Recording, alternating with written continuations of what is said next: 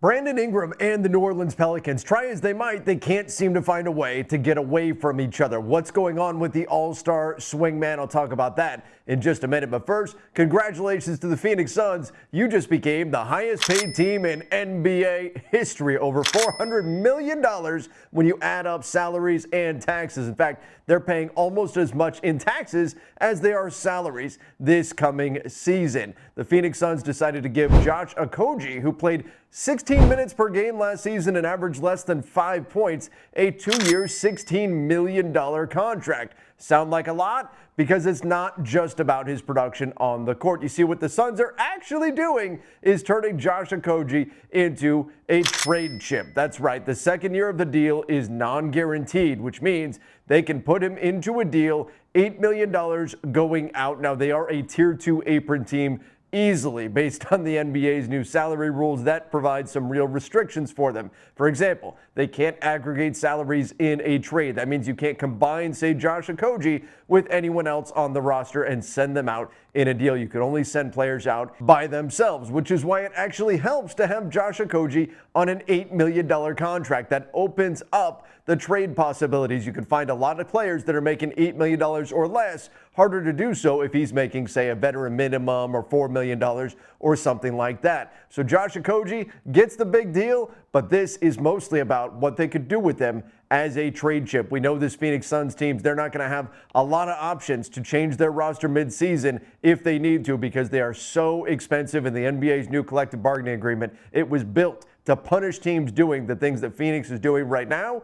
And we'll see if Josh Okogie is a crafty way for the Suns to lighten the impact of some of the more punitive measures of the CBA. All right, Brandon Ingram, talented player, put up 21, 6, and 5 last season, and yet he can't seem to find a team to play for. What's going on? BI is heading into the final year of his contract with the New Orleans Pelicans. He is eligible for an extension. He would like to get an extension. The Pelicans don't want to give him a max deal. They've got other guys on their roster, Herb Jones, Trey Murphy III. These guys cost less, and they're ready for bigger roles. Brandon Ingram, given his injury history, isn't necessarily a great fit with Zion Williamson, who has had a wide injury history of his own. So the Pelicans would like to move on from Brandon Ingram. They would like to trade him somewhere else and recoup some assets. However, other teams also are wary of giving Brandon Ingram that next contract for a few reasons. First of all, his injury history. As I said, he played 64 games this past season, and that was the most games he's appeared in